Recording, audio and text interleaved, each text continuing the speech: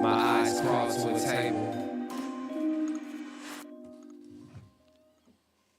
Paralyzed by pairwise dice, then intense to this headed slice of an angel wrapped in skin. Throw dice and woes of life. Love deprived, looking at her vibe. What's the meaning of life? Once subjected to paradise, crystal chandeliers, moments reflected. Off the mirrors, pit, click, ready for its ear. Cracking the raining rain, rekindling the flame. Close as she draws near. Say that, remove your underwear, shove it somewhere over there. In paradise, in paradise. We know I've heard this. In paradise, in paradise. We know what our word is. In paradise, we manifest dreams. In paradise, truth is what you can see. Boom. Yes, it is. The truth is what you can see.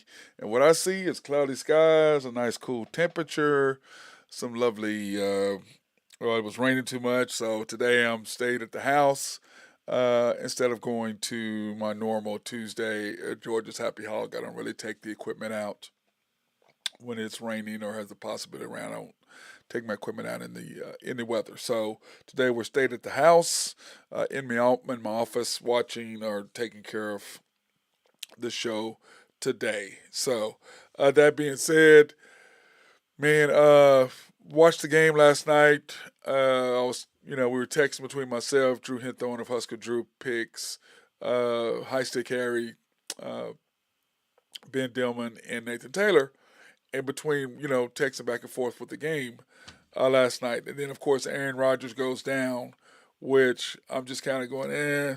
I mean, do I really want to watch Zach Wilson? I really don't want to watch Zach Wilson. I just don't. Uh, he was hard to watch. He did have some good things in there, but it was just hard for me to really watch him and see. So I think that part of it is what's going to happen now uh, with the Jets. What are they going to do? What are their options? So that's kind of what we're going to talk about. So we're going to go ahead and jump into some NFL news right away because clearly Aaron Rodgers suffered a torn Achilles last night in their win over the Bills. The Packers left tackle, who is one of Aaron Rodgers' best friends, David Bakhtiari, blasted NFL asking how many more players are going to get hurt on artificial turf because he watched it last night. And part of what he was saying is that a lot of players are saying that more kids are getting hurt in high school, more kids are getting hurt in college, more kids are getting hurt, or more people are getting hurt in the NFL because of the turf. Now in high school you get it because it's easier for them to maintain the field. There's less maintenance. They don't have to water. They don't have to seed. They don't have to blah, blah, blah. They have all these things that they don't have to do now.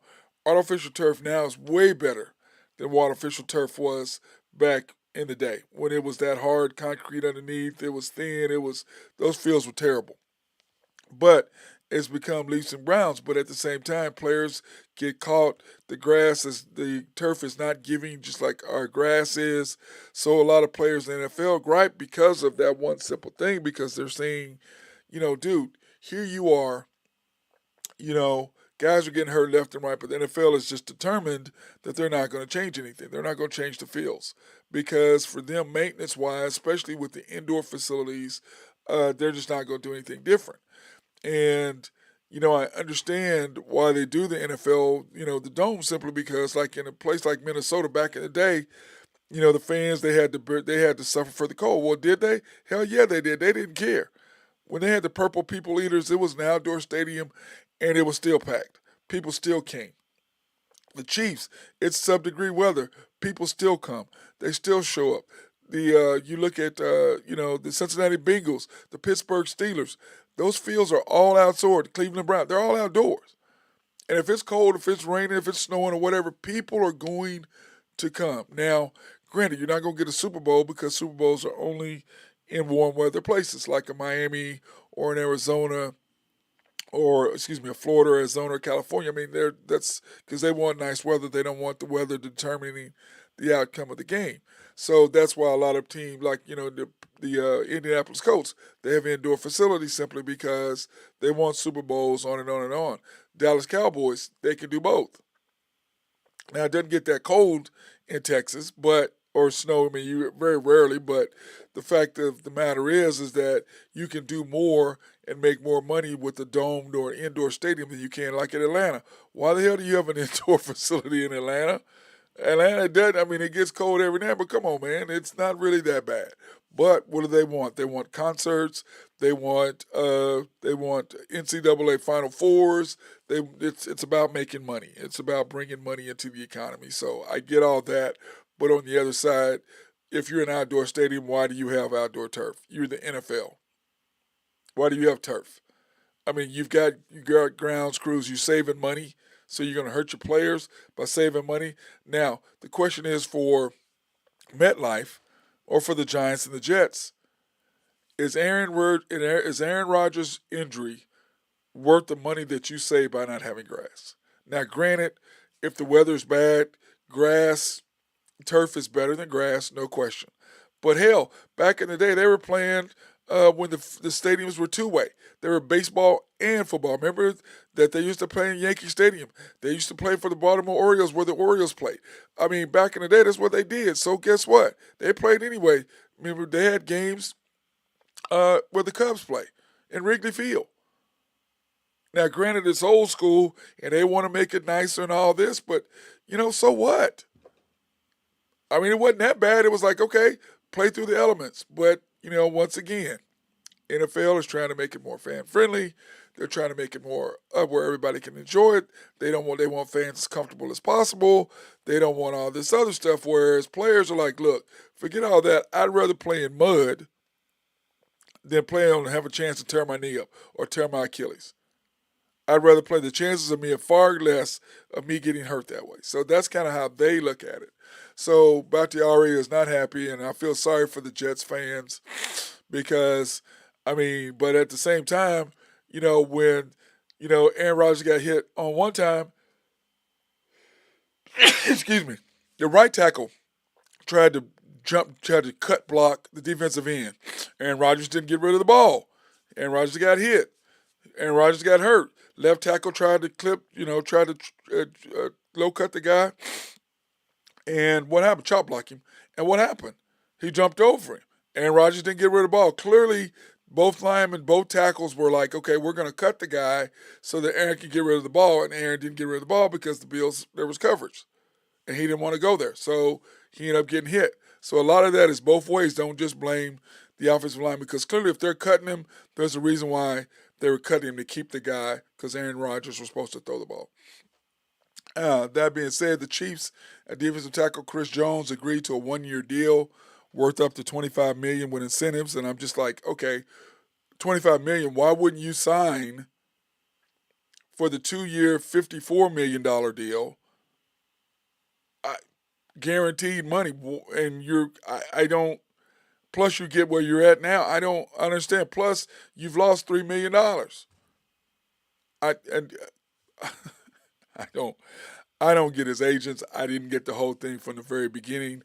They're offering you almost $4 million more than the guy that's closer to you, but not quite Aaron Donald money. Next year, on top of that, they can still franchise tag you. I don't understand your agents, but once again, that's why they don't have big guys. They have little guys, and you're the biggest one, and they grabbed you before you were Chris Jones. So I just don't get it. Chargers coach Brandon Staley's defense has to play better, especially J.C. Jackson. The penalty that he had just pushing the wide receiver in the last second to give them the field goal right before half, didn't understand that. He just got torched. And J.C. Jackson's a very, very good cornerback, but he just flat out got torched. And so I didn't really understand what Brandon Staley was doing, but I don't know how the hell he still has his job after you blow a 27-point lead in the playoffs. I mean, to me, I'm the owner, you're fired. 27-point lead, and you're fired. You don't have a major collapse like that. To me, you're fired. That is just unacceptable. Once again, the Spanos family is cheap. They're going to stay with where they're going to stay, and there's a reason why certain franchises are where they are. I mean, the Chargers. I mean, you look at the game when you one-on-one against Tyreek Hill, what the hell are you doing? And it's not like you didn't play against him when he was with the Chiefs, so you know what he is. Are you disrespecting Tua? Is that what you were doing? He's not Mahomes, so he can't get the ball deep. Well, clearly he can. 466 yards is what he torched you for. Don't really get it. So, that being said, let's go back to the Monday night score box where the Bills lost 22-16 in overtime. Josh Allen, 29 of 41, 236, one TD, and three turnovers. I mean, Josh has regressed since Brian Daboll left. That's a fact. That is a fact. I don't. Josh, there was a couple times he wouldn't even slide. He ran into the defensive back. He ran into South Gardner. I'm like, what? Josh, get down. You're going to be Cam Newton. Is what you're going to be. Physically gifted and beat up. You can't continue to take hits over and over and over. You can't do it. I know you're a big man. I know you're used to being physical, but this is the NFL. These are grown ass men. These aren't little kids. Aaron Rodgers, 0 for 1, 0 zeros across the board, torn Achilles. Zach Wilson, 14 to 21, 140 yards, one TD, one pick. Zach is just not the guy. He just really isn't. To me, he doesn't have the fortitude to be an NFL quarterback. To me, he doesn't give you what you need as a quarterback. And then, the leadership, it's something about the guy I just don't like. So the question is, what do they do? I mean, what do you do? His numbers were decent, 14 to 21, 140 a TD. I mean, they were decent. They aren't great. You look at total yards, the Bills outgained them, 314 to 289, 19 first downs to 13, 217 passing yards to 117. Rushing yards, once again, the Bills cannot have a rushing game. You got Cook in there. They just can't run the ball. They've never been able to run the ball. And you have to, in that weather up in Buffalo, you got to be able to run the ball. Priest Holmes Priest Hall was unbelievable. Priest Holmes, he was unbelievable too. Priest Hall was great. Time of possession, 33:08 to 27:50 for the Jets. Bills, 3 turnovers to the Jets, 1. And when I look at this, I see one specific thing when I look at this.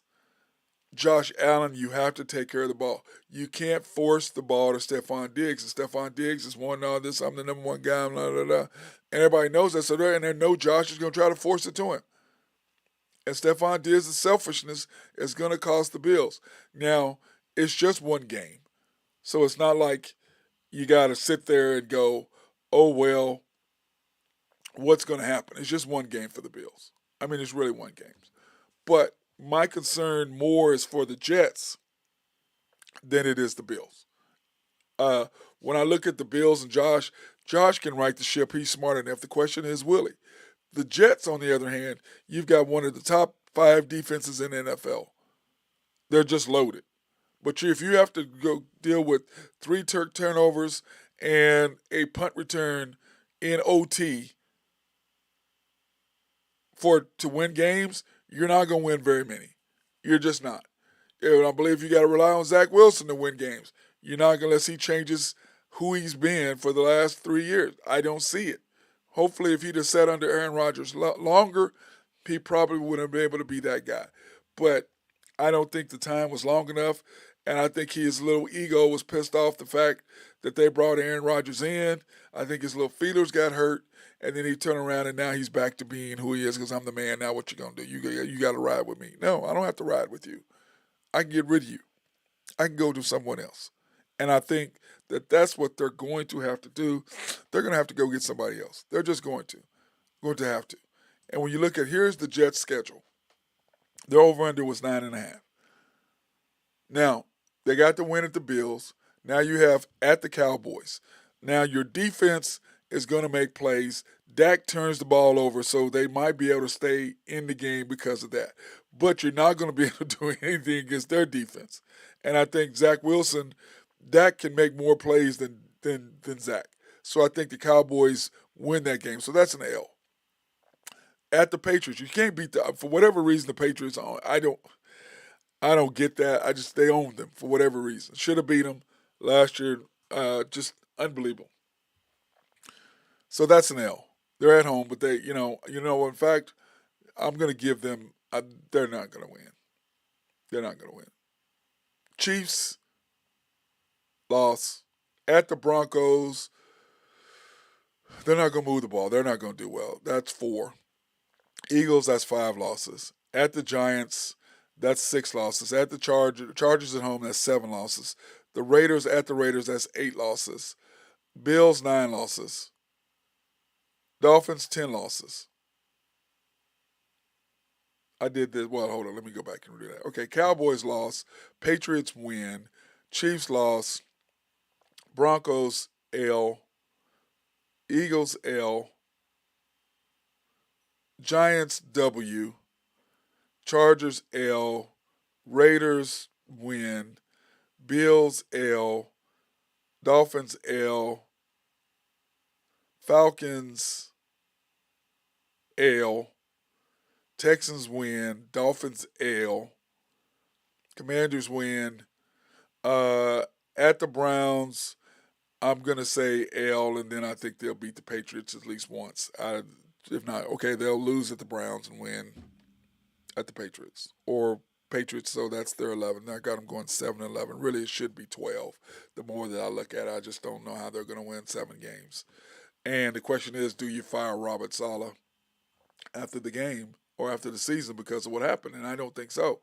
And this is why I don't think you fire him.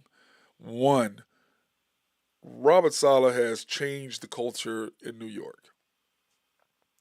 The Jets know they can win. They know that they're missing one thing. They're missing 2 things. They're missing a left tackle, and they're missing a quarterback. You can get another wide receiver, but you're okay with what you have. But you got to get somebody who can protect the quarterback. So you got to do your offensive line is next. Now, the silver lining, if there is one, you keep your first round pick this year in the upcoming draft, because Aaron Rodgers had to play 65% of the snaps in order for Green Bay to get your number 1. Clearly, he played 4, so that's less than 0 point whatever percent. I don't know if that's calculable. But anyway, so you get to keep your first round pick. You're missing a quarterback bad. So the question is, do you ride with Zach Wilson and just try to hope he matures in some kind of unknown way and gets better? You probably should have kept Mike White. But I understand why you didn't. But so now you got to stuck with that. So do you get you another quarterback? You do have that first round pick. Or do you just go, okay, let's just go find some veteran in, whatever, and see what we can do as a backup to Zach, just in case he does Zach stuff and he's got to go. And he implodes, which I bet you he will, but well, hopefully he won't for the Jets fans out there. Or do you keep your first round pick and you go ahead and you go get your left tackle? And there's several of them in the draft. You'll be high enough up that you can get one. Or if you're really, really high, you've got tons of quarterbacks to go get. But then again, Aaron Rodgers is there. So, you got a Drake May. We put up all the quarterbacks. In fact, let's put back up the quarterbacks that we have out there in the top quarterbacks. So here are your quarterbacks out there. So you've got a bunch that are far better than what you got, especially with the players you got. You can go get your Caleb Williams. You can go get your Michael Penix. You got your Drake May. Shador, I think, will come back I think he'll go back for one more year to play with Travis, and I think they both come out the next year because Shador, quarterback-wise, there's really not a whole lot past where he's at. I mean, next year. So I think, he comes back one more year. He really just improves his stock, continues what he does. He stays with Travis. They build even better brand. They come in and they get the 2025 quarterback, which is what they're looking at. The number 1 overall quarterback is coming in to look at them for the USC Colorado game. So you've got several things. You've got Hartman. You've got J.J. McCarthy next year to come in to fight against for next year because that'll be his junior year next year. So Shador, you go back. But that leaves you with a Drake May. You leaves you with a Penix. You leaves with Caleb. You have a Bo Nix. Everybody loves him. I'm not that huge of a fan of his. But, he has gotten better numbers. But I'm still not a fan of his because in the SEC you did basically nothing. You come in the Pac-12 in a different system, you're okay. But when you really needed to do something outside of your freshman year, yeah, no, I'm not. I never was really sold on him. But you got a Quinn Ewers, you got guy, but he's going to be coming out. So you can get you a Sam Hartman. I like him because he's basically he's an efficient guy, and he's a Notre Dame smart system. He can do what he needs to do.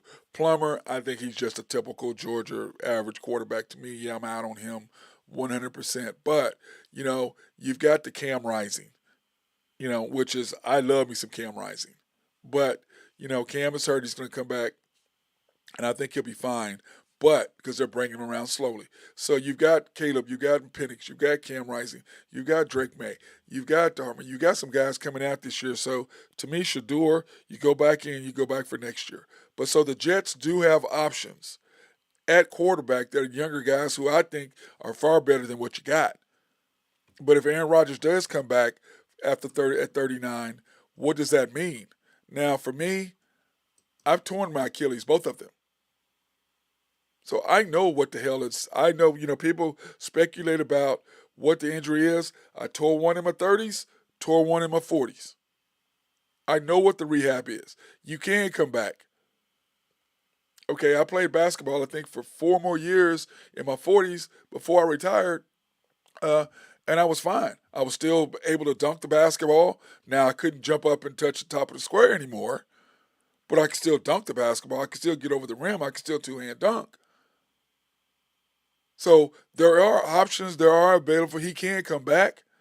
Now he's not. He's not. I don't think Aaron is athletic as I was, but at the same time, he can still come back. He can still move around the pocket. But you got to do what? Get him some protection, which I think they can. The second thing is you've got some weapons, but the defense is not going anywhere. They're locked down, so you're set there. But offensively, the Jets, you need a left tackle. You need another wide receiver to go with Garrett Wilson, even though Lazard and those guys are okay. They are not. They are not Garrett Wilson. So you go get you another guy that's comparable to him, and then you get your quarterback who we just put up there. And then what do you do with these quarterbacks? You take these quarterbacks, and then what? If Aaron Rodgers comes back, which I think he's perfectly able. My 30s, I came back with no big deal. The 40s, a little different. But the 30s, I came back, no issues. I still was fine. And it took me every bit of 8 months. It's an 8, 9 month deal, without question. Okay? He comes back. You sit a guy like a Drake or like these guys under Aaron Rodgers for 2 years. Or for a year if he wants to play 1 year, not 2 years. He sits under them. That is so valuable to them on what they can and cannot do in the future. The Jets come back. He plays for a year or two. They come back. You still got your quarterback under for a couple years under a rookie deal. You're fine.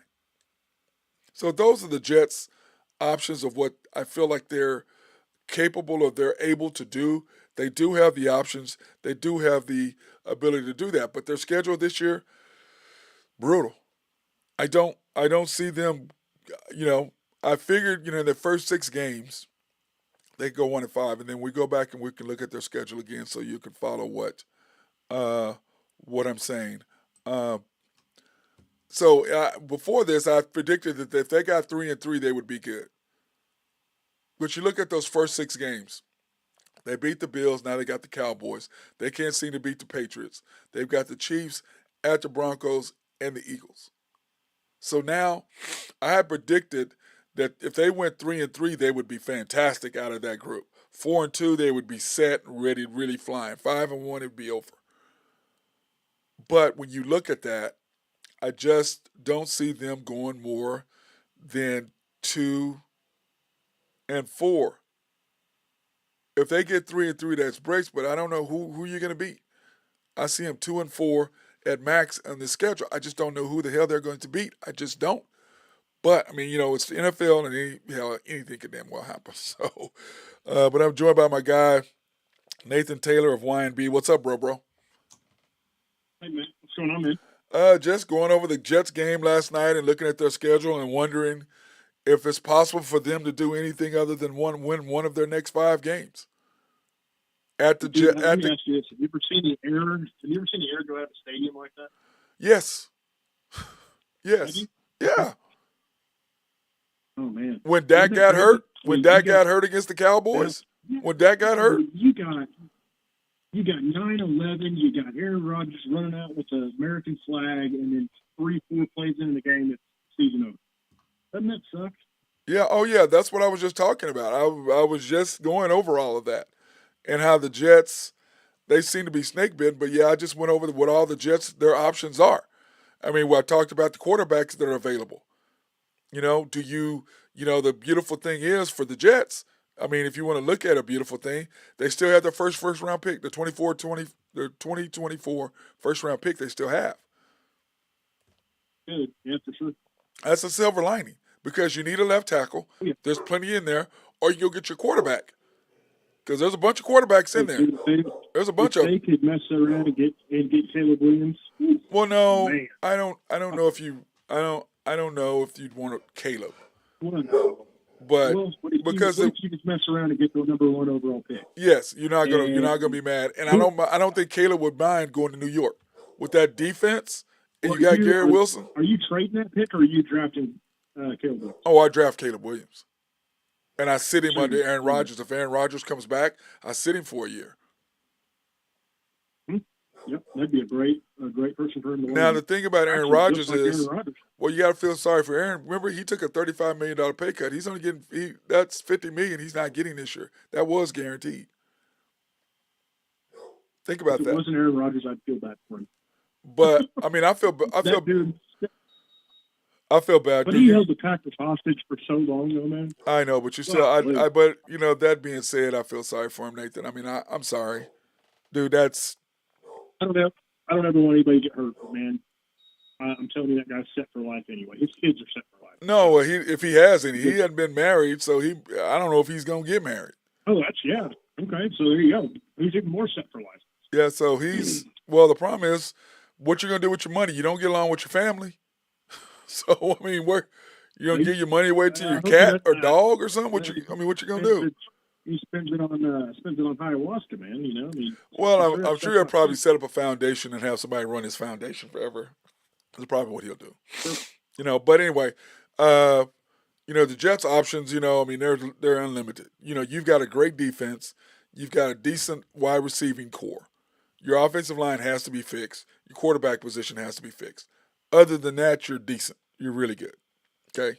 So, 2024, you can get your quarterback or you can get your an offensive tackle. And there will be offensive tackles out there. How's their cap space look? It looks pretty. I mean, they don't have a quarterback they're paying a ton of money other than Aaron Rodgers, but he'll be off next year. So, well, that's if he. Well, no, they're still on the hook for $50 million for him next year. I don't know exactly what the cap hit is, but he's still on the deal for them for next year. But it's up to Aaron Rodgers whether he wants to come back or not. So, I mean, what is he? 37? 39, I think. 39. I think it's 39. Okay, yeah. A ruptured Achilles, that might be kind of tough. Well, like I said, I did one in my 30s and one in my 40s. Came back from both of them. Yeah, but the one in my 30s. Did you play in the NFL? Well, my point is, I was still able to dunk it just like always after my 30s. In my 40s, when it happened, I could barely dunk. I could still dunk. I couldn't go touch the top of the square anymore, but I could still dunk the basketball. You see what I'm saying? In my 40s. You want to know something pretty sad, man? Okay, so you're what? What are you, about 6? You're a little taller than me, right? About 6'4"? I'm 6'3". 6'5"? 6'3". 6'3". Okay, so you're the same height I am. So, and you could dunk it in your late 40s, you said, right? Yes. Okay, I could never dunk, ever, and I've been 6'3" for 25 years. Well, neither could Randy Wright either, and he did not have a goaltending. Well, that's debatable, man. That's not debatable. You got to be able to go above the rim to have a goaltending. Just saying. So he's gonna come back. Oh, it's in the records. Da da da da. Yeah, no, they 42-12. Yeah, they just mixed that up. That's why our coach got a tech because they gave it to you instead of me. So anyway, but NFL games this week to go on because we got a full slate here today. In our NFL games this week, I was looking at our score, looking at the games. There's in college. We'll do the colleges later, but college is not a. There's just not a lot. I mean, there's just not a lot. No, There's really not. But in the NFL schedule, we have the Vikings and the Eagles. The Eagles are, excuse me, the Eagles are -7, not +7. The Vikings are +7. Over under 48.5 on Thursday. Are you interested to see if the Vikings are going to bounce back? Once again, remember they won 11 out of 12 one-score games. They've already lost one-score game this year. I think it's going to be the flip-flop of last year. Plus, you got rid of Dalvin Cook. yeah, I don't think they're going to do much. No, I think they'll be lucky to win 8 games. But Philadelphia better win that game. If they want to keep going, I mean, you got to win these. So, Yeah, you really got to. If I remember right. Yep. Packers at the Falcons. The Falcons are +1, over under 40.5. I would thought the Falcons would have probably been a favorite at home, but people still don't lay the respect on them. I like the Falcons. I have liked the Falcons, and I've been saying that. It seems like everybody's saying it's a pick 'em basically then. So, Yeah, basically it is. 1.5, 1.5. It's So, one. Yeah. I'd say pick 'em. Yep. But I mean, the Packers played better than I thought they would. I mean, both the teams played better than I thought they would. So, I mean, I think you probably think that the Falcons will win, and I mean, I can't say you're wrong. So, Well, I mean, that's going to be a good game, right? they're at home, so you got to protect the home space. Raiders versus Bills. Josh Allen, I think he can fix what he's doing, but he's got to stop trying to force feed Stephon Diggs to make him happy. You got to hit everybody else. You got to open up everything else to open it up for Stephon. That's kind of how I look at that. Bills -8.5 favorites, over under 47. I think they'll handle the Raiders. Ravens at the Bengals, man. God dang, the Bengals. It doesn't get any good. Them and the Browns. They have the Browns, then the Browns turn around. Now they have the Steelers this week, so it just doesn't get any easier. That division's tough, man. Yeah, it is. But the division's Bengals are -3 favorites at home after losing last week and being totally embarrassed. I think I look for Joe Burrow and Jamar Chase to have to come back from that. Seahawks and the Lions. Dude, I've just never been sold on Geno, but I thought they would come back and win. I think I'm going to start jumping on that train, man. I know you've been on it for a while, but I think I'm going to start jumping on the Lions train. It impressed me against the Chiefs. Now, the Chiefs didn't have Chris Jones or Kelsey, but, they played really well. And in fact, this is my problem. This is my problem with the Falcons. I mean, with the Lions. Dude, you scored 14 points against the Chiefs defense without Chris Jones. You scored 14 points. And if Kadarius Toney could hold on to the damn football, you would not have beaten the Chiefs. My God, dude. That was driving me nuts. You would not have beaten the Chiefs. But yeah, I still think, but I still like them. I still like them. That's what I picked. I think they're going to, they definitely have that division, I think, probably. Yep. Sure. I agree. Packers could surprise some people, but I doubt it. I like the Lions. Chargers and the Titans. Titans +3. Chargers, they've got some issues, but like I said earlier, and I was talking about it, I don't know how the hell Brandon Staley still has his job. If you're for any other owner other than the Spanos family, you would be fired. 27-0 lead at halftime, and you get spanked. But then again, remember the Texans were up. What were they up? 21-0 against the Chiefs, or 24-0 in the first quarter, and the Chiefs started the second quarter. And the Chiefs scored 28 unanswered. They come at that playoff game, right? Yep, 28 scored 28 unanswered points, but that was the Chiefs. A little different. Okay, little different. Yeah. Little different. Anyway, Bears, Buccaneers, -3. The Buccaneers are favored over the Bears. People liking them some Baker Mayfield. I'm still not sold on me some Baker Mayfield, but that's just me. Chiefs and the Jaguars. I don't think I'll ever be sold on him in the pros. I'm just not. Chiefs at the Jaguars +3, over under 51.5. I think the Chiefs, they got Chris Jones back, which I still don't understand what his agents. I don't understand what you were doing. I mean, you're the second highest paid defensive tackle over everybody, except Aaron Donald. On top of that, you cost yourself $3 million, which you have got to make up in incentives. With incentives, you're only going to make 25 instead of making what you're going to make this year plus 27 million guaranteed over the next 2 years, a year, 54 million guaranteed. You're losing that. His agents, once again, when you're not used to dealing with the big boys and you get a chance to try to step up and you're not used to negotiating with that's what happens. Colts Titans, Yep. Colts Texans. Not sure if I'm going to watch that. I'm sure I probably will because I have the Chiefs and Jaguars, and the Bears and Buccaneers and Chargers and Titans, and Seahawks and Lions. All of these games are at 12, so I'm pretty sure I'm not going to the Colts and Texans. The only thing I'd watch for that would be Anthony Richardson. Well, you got Anthony Richardson against C.J. Stroud. So, you got that, but I just don't know what I'm really going to do for that. Niners at the Chargers. Man, I tell you what, God dang. Chargers, they could be 0-2 very easily. So we'll just see if their defense bounces back.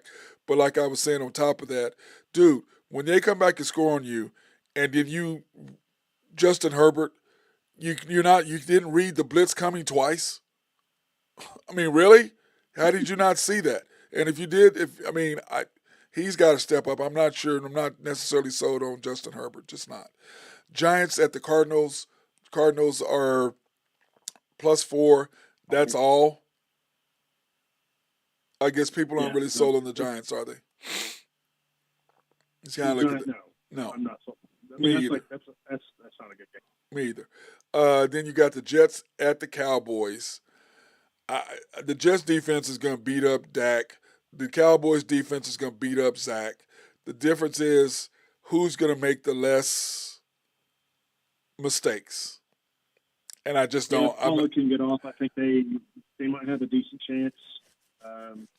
Dak and CD maybe get something going, but I think Dallas is going to win that. No, I think the Cowboys are going to win, but I'm going to take the Jets and the points. I don't see either one. What did you say the spread was?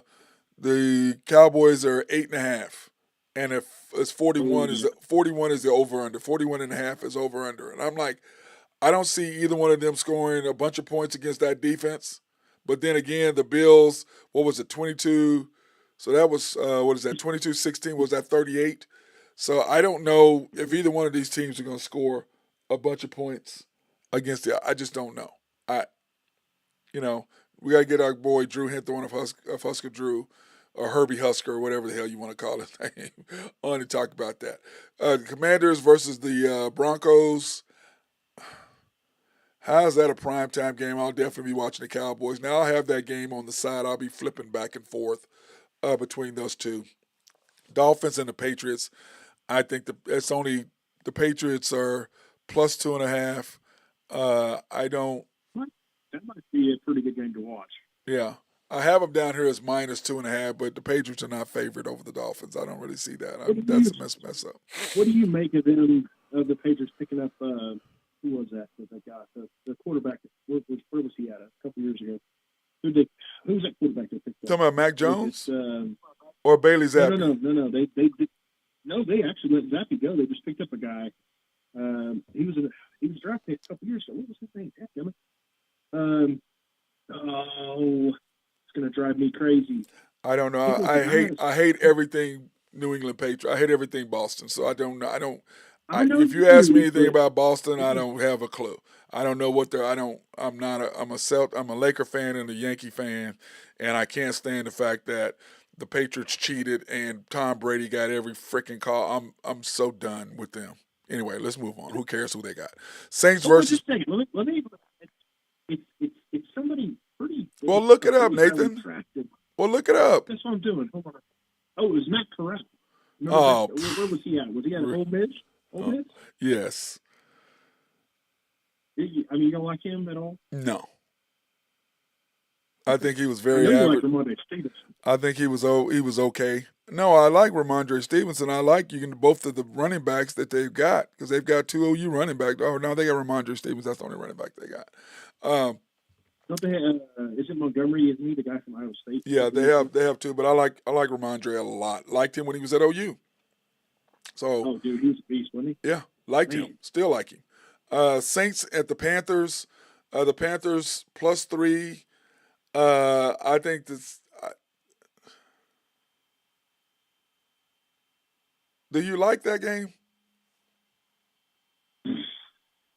I neither team really does much for me, but I guess maybe interested in the Panthers a little bit, maybe. But the Saints, I don't know. I just since Drew Brees left, I haven't really been too interested in the Saints. Yeah, me too. I'm with you. Browns versus Steelers. The Steelers are +1.5 at home against the Browns, over under 42. Of course, both of those games are Monday Night Football games. We shall see how that's going to work out. I'm going to enjoy that because those defenses, Steelers got smashed. The Browns smashed. Uh, the Browns smashed uh, Cincinnati. So we'll see how that works. But once a team smashes somebody, it's kind of like the Cowboys smashing the Giants. The Jets think they're going to come back. And I was watching Colin Cowherd, and I feel sorry for Jason because Colin called him out and said, "You sound like a caller." He did. Hey, we need whatever. And he sounded like he's wanting. I mean, Jets fans and Cowboy fans they're delusional. Dude, just say what it is and move. Don't sugarcoat it. It is what it is. You need a quarterback, both of you. Defenses are great. So that's what I'm saying.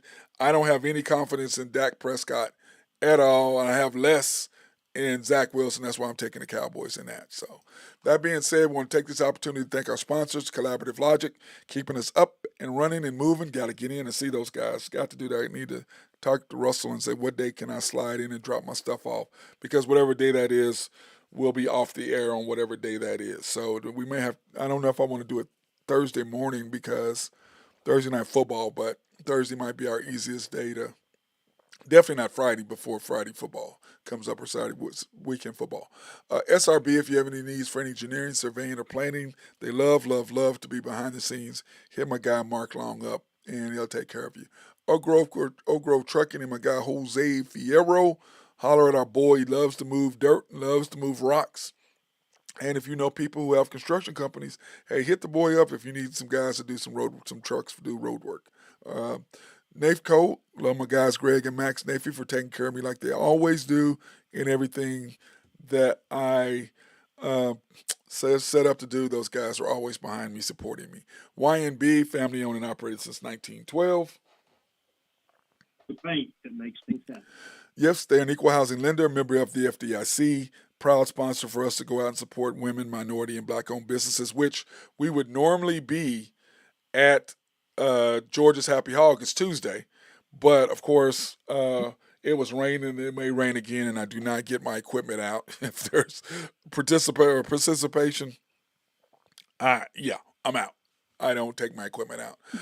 Got too much invested in it. So, but anyway, if you can pre-qualify online at www.ynbok.com. That's www.ynbok.com. Or you can go in and see them at any of their locations. The main bank at 401M, which is where our boy Taylor works at. YNB East, which is off the Parkway and 66 or 39th Expressway, however you want to look at it. YNB Mustang, 218 North Mustang Road. YNB Parkway, which is off on Garth Brooks just south of I-40 right there in front of Integris. YNB Peoples, 6201 Northwest 23rd between Rockwell and MacArthur at YNB Peoples. You can go over there and check them out. And then, of course, DT Construction. If you have any needs for roofing or construction inside or out, painting, they can do it all.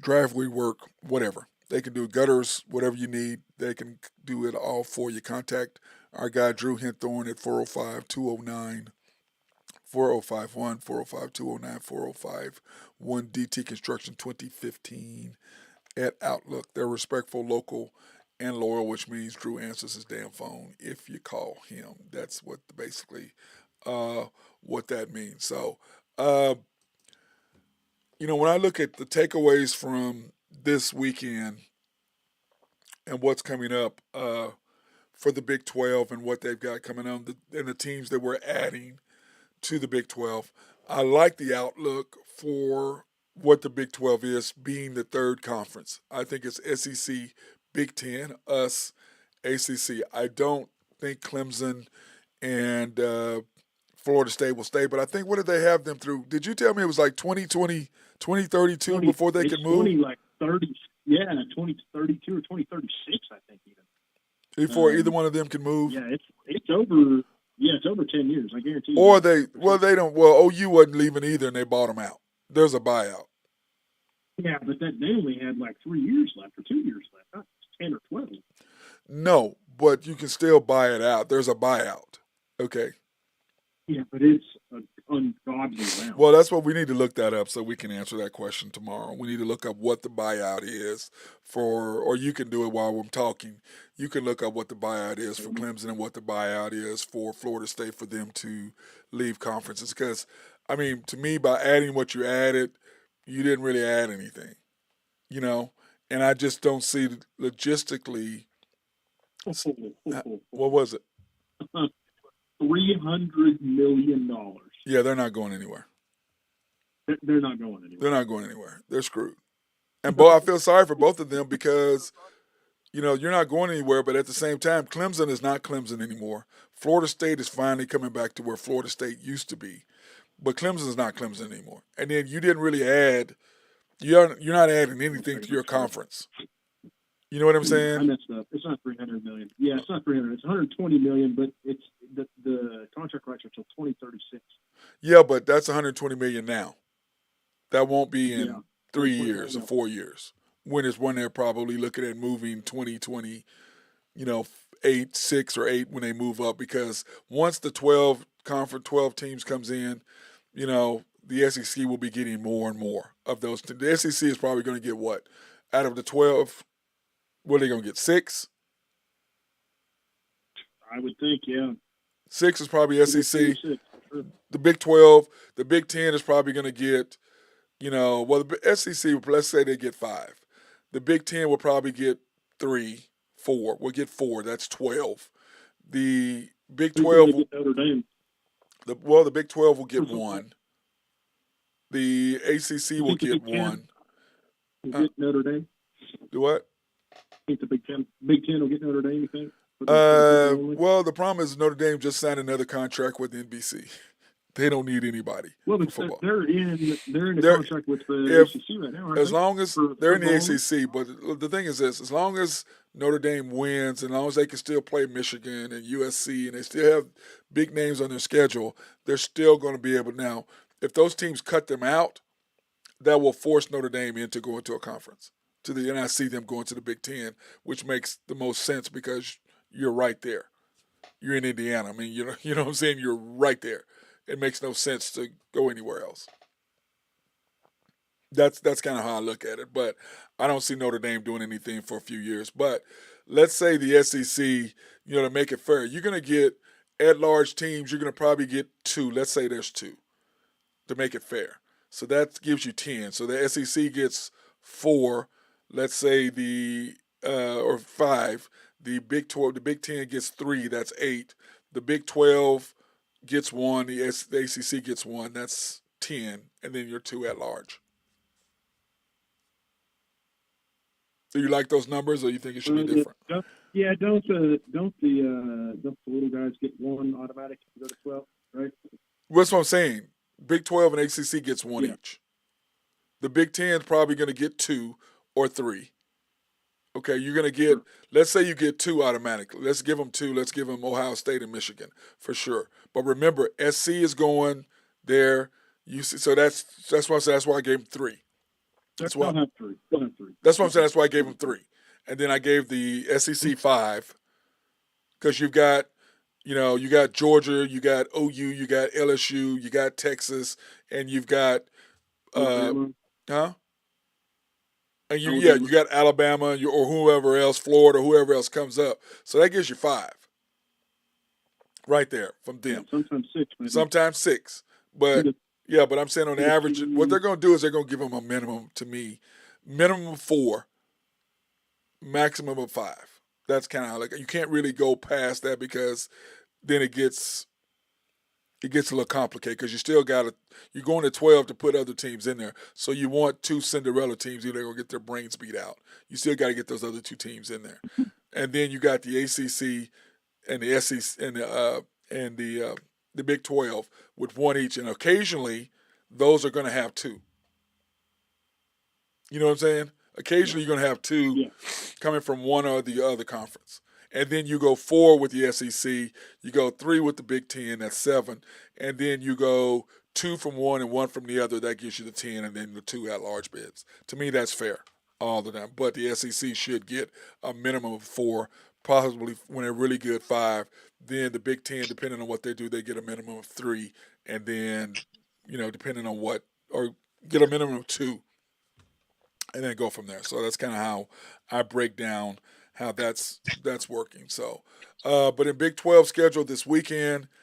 What's up, boys? Sorry I was a little bit late. Hey, what's up, B? How you guys doing? Joined by High Stick Harry, Ben Dillman. Good, man. How about yourself? Oh, man, I'm doing great. Having a good day. Yeah, you missed out a little bit on our Aaron Rodgers talk and listen about what we think that they need to do as far as adding players or what they need to do in the future. Do you have any thoughts on that, Ben? That's a sticky situation right there because, he's gone for the year. Wilson, no. I'm talking about next year because you get your 2024 pick. Next year. Do you add a quarterback like a Caleb Williams, which is what Nathan was saying, if they get a chance to do that? Or because there's tons of quarterbacks, so you can go get you an offensive tackle, which you need. You need a quarterback, which you need. But I think how many quarterbacks do you think are going to go in the first round next year out of that group? I'd say 4. Yeah, I'd say 4, 5. including like Sanders. And well, I think guys. Well, Ben, I was saying I think Sanders comes back one more year because of Travis. I do too. I think he wants to win one with his dad. He wants to try. I'm just saying he comes back. Travis is just a sophomore. Yeah. So he comes back with his adopted brother Travis. They play one more year together. You got Horn coming back. Then who knows what you're gonna bring in? Yeah, and I think the third. He's going to get his paycheck. I think he's more worried about like enjoying his time with spending time with his family, his dad, and living, growing. I think he's kind of down to earth like that. I don't see him going for a paycheck. Well, and plus his dad's rich. They got enough money. His dad's already got money, and he's making $3 million a year. So I don't really see. Yeah, so he's fine. He's fine right where he's at. He just needs to keep growing, getting better. He'll go number 1 overall if he keeps staying there. I'm just because of the hype behind him. But yeah, I think that like I said, next year you've got less quarterbacks to fight, and you'll have another year if you continue and build on what you did this year. Dominance. You're in for the Heisman. There's way more upside for him. Plus, I'm sure he'll get his degree. On top of that. His dad's going to make him get it regardless. Yeah, so I think you do that, and but anyway, that's what Nathan and I were talking about. Nathan thinks they go ahead and get Caleb Williams, and I'm like, well, the problem with that is if Aaron Rodgers comes back, and he's only 39, and I've had 2. I've torn both Achilles, one in my 30s and one in my 40s, so he's going to be able to come back, but they've got to address the offensive line, and they've got to get him one more weapon on the outside. Clearly, defensively, clearly. He was on the ground 3 times in 4 plays. Well, but what I saw though, remember the first time the guy cut the guy thinking Aaron was going to throw the ball. Yeah, no, and he turned around and looked at him like, "You didn't throw it." And then on the other side, when he got hurt, the left tackle chop blocked the guy on the end the second time, and turned around. He thought he was going to throw it out to the flat right there. It was supposed to be a quick pass. He just didn't do it. He tried to curl out. Yes. So I'm like, it's on both sides. I don't know what exactly happened. We're not in the huddle, but clearly, I just know you played till the whistle blows. So if I don't hear it, I'm still going. Yeah, but that's what I'm saying. But for them, those guys, they tried to chop block. Clearly, yeah, that was clearly that's what they were doing, thinking he's going to get rid of the ball. Decision on that. Now, also, I always support Aaron. I think that was poor decision. Like, you just get rid of the ball. Get rid of the ball. You don't need to run around. You're 40 years old almost. Like, get rid of the ball. Get rid of the ball. We need you. Yes, get rid of the ball. Valuable. Yeah, and but anyway, I think Aaron comes back for one more year. It only takes 8 months to come back. And as I told Nathan, the first time, what a deal though, because his contract guaranteed through injury. So good for him. Yeah, but it's only $15 million. Remember, he gave up 35. Yeah, but if he would have gotten hurt in preseason, all that would have all changed. Yeah, he would have got hurt 2 weeks ago. Yeah. He played 4 plays and made $15 million. I'll take it. Yeah. Plus, he don't need the money. Yep. He really don't. He gonna go back to Malibu. Yeah, he's worth a couple $100 million. He good. But anyway, what I was saying is that whoever it is, Aaron comes back for a year. You get a Drake May, you get one of these guys, and you sit under Aaron Rodgers for a year or 2. Your defense isn't going anywhere because you've got those guys locked down for the next 4 years. Nobody's going. You just signed Quentin. You just signed everybody. So You know, the only person you got to sign Yeah, is you got Sauce Gardner. Sauce, still you're good. Only one you got to sign is Sauce Gardner. That's the only one you got left. Yeah, he's going to need a pay raise, for sure. But he's a rookie. He's on a rookie deal. Yeah, so, he's going to need one in a year or two. They're going to save some money for that boy. Yeah, so you're going to do that. So you're fine there. So, but you got to go get your tackle.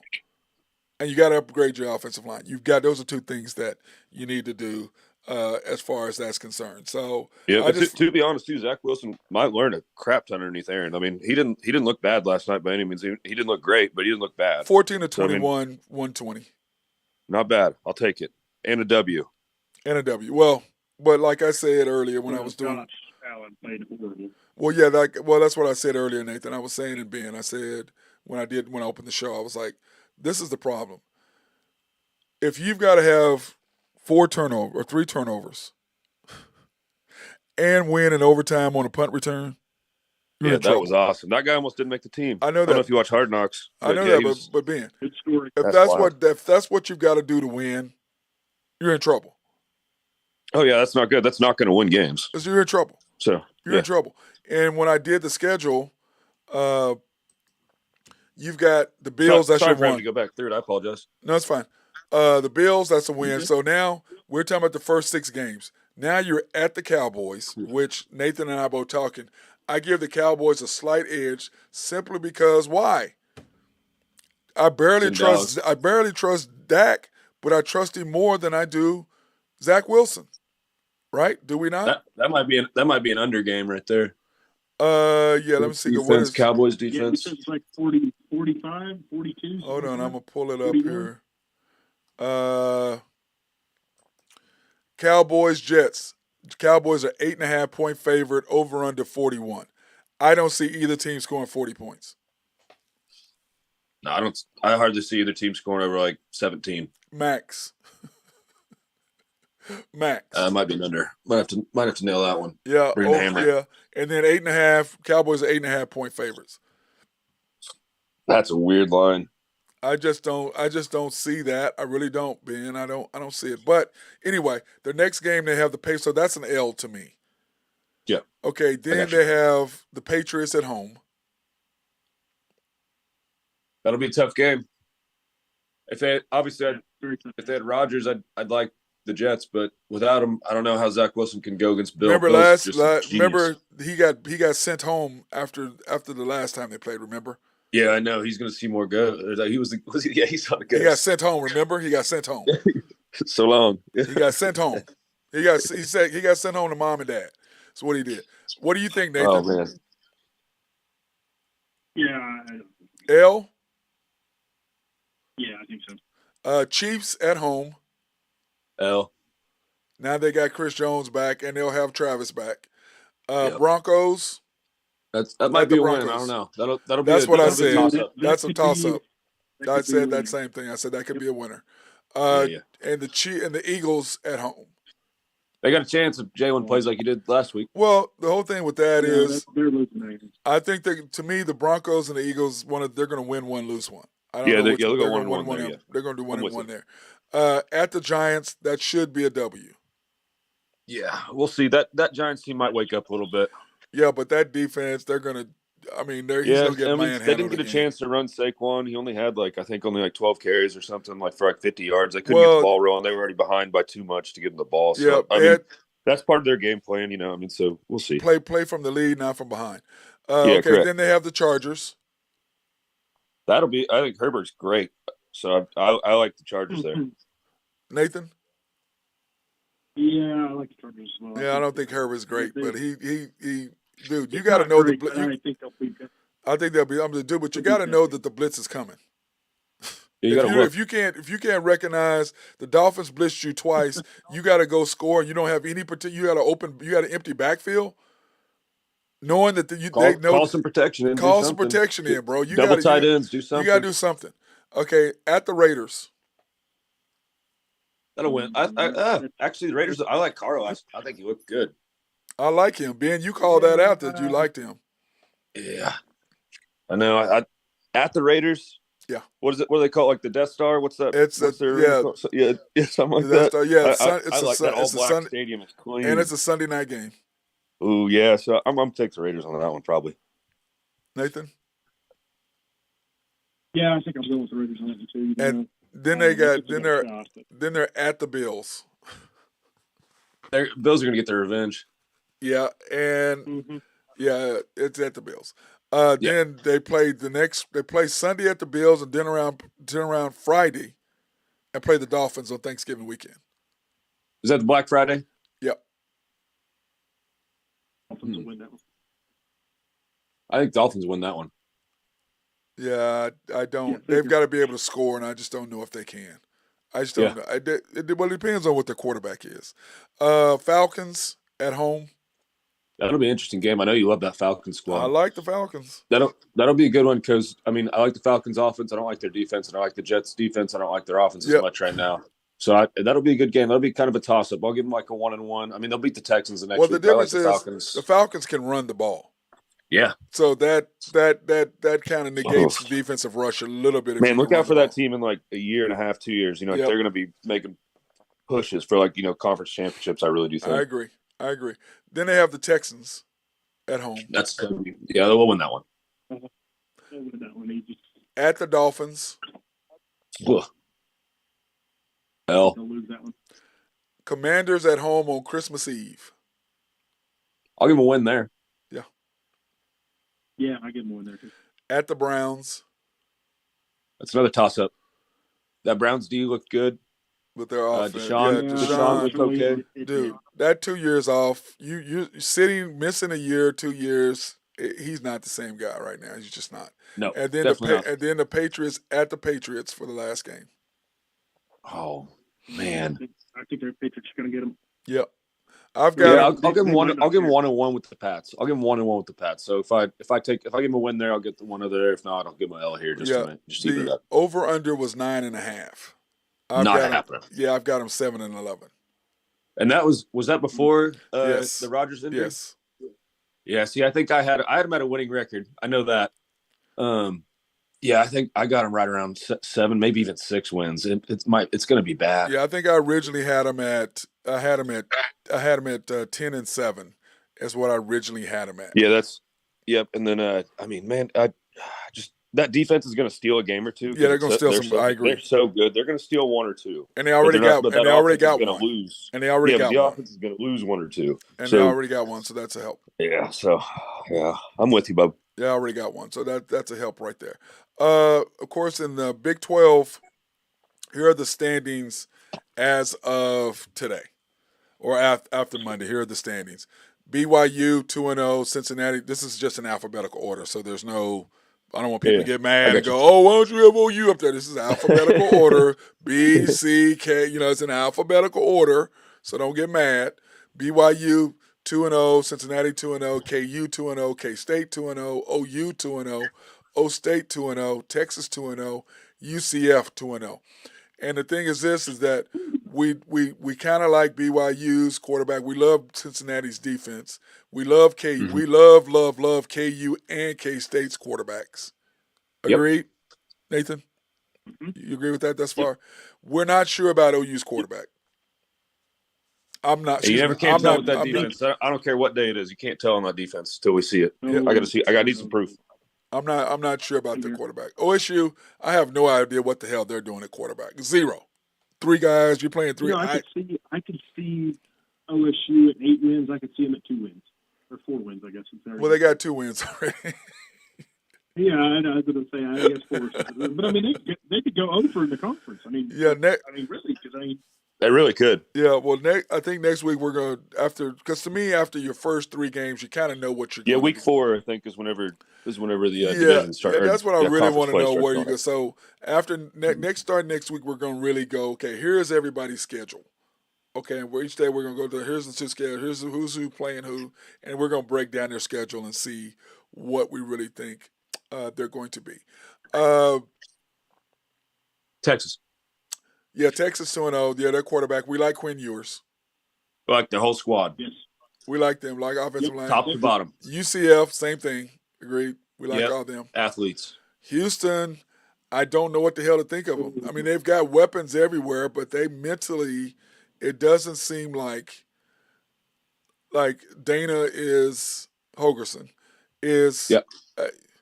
I don't know if he's not motivating them right, but you get down 28 nothing, you come back and you just whoop their butts, and then you end up losing in double OT to Rice, and Rice clearly was not that bad. And I said that I was interested to see before the game what was going to happen because Rice gave Texas all they wanted, even though Texas was playing their intramural offense. Still they gave him, because I think if Texas had the same offensive scheme as they had against Alabama, they kicked Rice's butt. And plus, I think they were overlooking Rice, looking towards Alabama. So that's kind of what I think about that. No, yeah, they were working out 2-3. They were working on Alabama, since preseason. But other than Houston's defensive tackle being, I just offensively, the quarterback I like. They got some weapons. It just doesn't seem like they are. I don't know. I watched them last year. I don't know if they're in sync. They're not in sync. They just don't want to play. They're out. I mean, what is y'all's take? I really do think that just some of these guys got to buy in, and with all the movement with NIL and all that stuff, and with all the division realignments, I think Houston's getting robbed of a few people here and there that are going to now start going to the SEC. Like a lot of these Texas football players that don't already go, that Texas you grab up, they're all gone. So like all those 5-star blue chippers, like all those boys. So I think Houston, they're just they're in the middle right now. Like they're in a transition phase. They can't really figure out. Their schedule's still kind of weird because they're playing, Rice, not like, different, they're kind of still figuring it out. But yeah, UTSA and Rice back to back, 1-1. Yeah, it's like, and you're 1-1. That's not a good look. So, no. But I think the Big 12 is going to help out with a little bit of recruiting for them now that they're, fully in all that stuff and getting grinded in with all the boys and stuff. I think it'd be better with Texas leaving too. There's a few more recruits that might want to stay home. Not, so kind of. Well, Houston, like Houston is loaded with. God dang, man, you got everything down there. You got Katy, Texas. Yeah, you're loaded down there for recruits. Iowa State 1-1, TCU 1-1, which that's what I thought they would be. West Virginia 1-1, Baylor 0-2. They should have beat Oregon. That would have been a big upset too. Texas, well, they were at home. Yeah. They should have beat them. I think they should have. They should have got that W. So gave that away. Why didn't they though? Do what? Who next? Oh my God! Don't fucking. I'm gonna be nice. I don't. I'm not gonna. I'm not gonna say anything. Go ahead. Going to the Bedlam stuff. We talked about yesterday with Gundy not doing. Like Iowa and Iowa State still play every year, and they're in different conferences. I don't understand why we shouldn't do the same thing. Gundy did not want to play OU anymore. That's his decision. I get it. Yeah, I get that, but he shouldn't be the one in charge of that. He's the head coach. Why is he the dictator? He's the head coach. He gets the pick. Where's the athletic director? He is the head football coach. He gets to say. The football coaches get to say. Hey, but if you're OU, why the hell would you want to play that game anyway? You got to play an SEC schedule. Oh yeah, I know, but I'm just saying. Well, because it's recruiting wise, it makes a huge difference. And just the nostalgia, like the stuff, there's certain rivalries that just don't need to die. And I just don't understand why we're just going to throw them out for nothing after 100 years. I really didn't want to play him for whatever reason. Just because you don't want to lose, and then you're going to get fired in 5 years. Gundy's not getting fired. He's going to. Well, he'll quit or whatever. He's not getting fired. Oh my gosh, you know what I mean? That bugs the crap out of me. Me too. In Big 12 this weekend, we've got K-State versus Missouri. I'm just going to go over these, and we're going to get into detail with them tomorrow and Thursday and Friday. Yeah, sounds good. KSU against Missouri. Missouri is +5, over under 45.5. Iowa State versus Ohio. Ohio is +2. Ohio, we'll see what's going to happen with them. Long Island versus Baylor. Nothing. I can't find nothing on that, Nate. I mean, Ben, I can't find no odds on that whatsoever. Might be 70 point. No, that means Baylor's going to lose. I hope not. Then, of course, number 19 OU at Tulsa. OU is 27-point favorites, over under 59. That's always a tougher game than what it seems, but Tulsa got smashed by Washington, so we shall see how that works. Villanova against the UCF, once again, no odds available at this point. Shocking. South Alabama at Oklahoma State, OSU at -7. 6 p.m. game, I'm going to probably go down. Probably won't take Big Boy with me. I'll probably go to that game since it's at 6 o'clock. Attaboy. Saturday. I don't know if I'm going to take him, even though he'll probably be mad, I still have not gotten him an OSU scarf. I got to get that done. Or somebody go get me one and get one for me for big fella. There you go. Tarleton State versus Texas Tech, not applicable. I mean, anyway, Miami of Ohio against Cincinnati. Cincinnati are minus 17, over under 48. So I was looking at that. I'm like, going to kill them. Yeah, I agree. Pittsburgh at West Virginia. Virginia there. West Virginia's +7? +7.5, yeah. Over under nice. 51. So that might be that might be good. That's probably going to go down before the end of the week. I doubt if that stays at 7.5. Do you think being out that's going to probably go down? No, I think I West Virginia. I mean, they're not surprising me, but I was with the new Pitt quarterback. I'm just kind of. I think that's a tasty little line. I kind of like that one. I know, but I don't think it'll be there by the Friday. No, it'll change for sure. Yeah. BYU at Arkansas. Arkansas is 10.5-point favorites. Over under 51.5. Of course, Wyoming versus Texas. Texas, man, minus 27. Yeah, over under 48. That's on the Longhorn Network. Do they get to keep the Longhorn Network when they're at the SEC? I guess they do, don't they? I'm assuming they do. I don't think that. I think the contract's about up. It was 10 years. Well, but I would say that one of the stupidest investments ESPN ever made. Yeah, I don't know how that works. We need to find that out. TCU versus Houston. Houston -7, which this is a game that both these teams have to win. Houston's -7.5. Yes. Oof. At home. 7 p.m. on Fox. TCU was in the top 25. No, they're not. No, they were. I'm saying.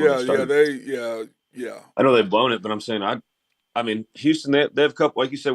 They got weapons out there, but TCU is just on a different atmosphere. I think the Longhorn Network contract runs to 2031. So they still have it. Oh man, good for them.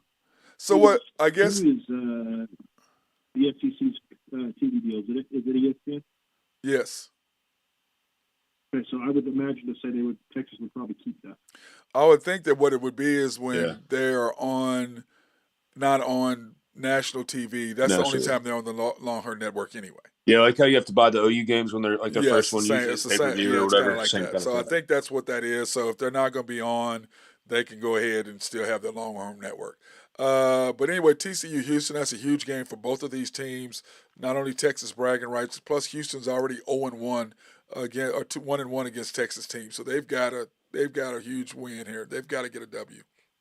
KU at Nevada. KU are minus 28 points. Man, over under 60. Whew. Boy. Yeah, Jalen Daniels is going to torch him. Yeah, it's going to be bad. It's going to be bad, and they're going to take him out about halftime. They're going to be up like 40 or something. I don't know. He's pretty good. He just needs to keep that back in order. Keep that back straight. Don't hurt that thing. Yeah, he's going to be a good player. He's a pretty good player. Yeah, we saw that last year though. Yes. Okay, in college football this weekend, there's not a lot of games that excited me when I was looking them up this morning. Same. I just looked down like, none of y'all really. But anyway, Penn State at Illinois. They're plus 15, over under 48.5. 11 a.m. on game on Fox. LSU at Mississippi State. I thought that was interesting. Mississippi State plus 9.5. Both of these games should be plus, not minuses. On the thing here, and I'll fix that for tomorrow. Kansas State versus Missouri, plus 4.5, like we talked about. And then Minnesota versus UNC. Do you think -6, is that a lot? I mean, it's I don't know. Drake May, that's Drew's boy. I think UNC will probably beat them by 10, but I also don't like UNC's coach, so I mean, here we are. You don't like you're not a fan of Mac Jones? Never. You don't like You kidding me? That guy's an absolute prick. Oh, that's hilarious. What about you, Nathan? Do you like Mac Jones? I know do you like him better now that he's not the Texas coach? I don't necessarily dislike him, but I will say that in the last 10, 12 years, Texas has been lost without him. Maybe not this year. Yes, I agree. Yeah. Well, not this year thus far. Way too damn old. I think he's way too damn old to be coaching boys. They're not lost thus far. Remember, they Nope. imploded last year and the year Yeah. before. So we'll see. Number 9 Tennessee. Y'all love y'all boy Milton. Y'all love that dude. Versus Tennessee versus Florida.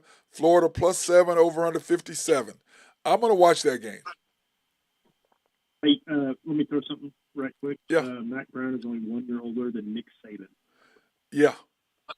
Yeah. Well, the proof is in the pudding. Look at it.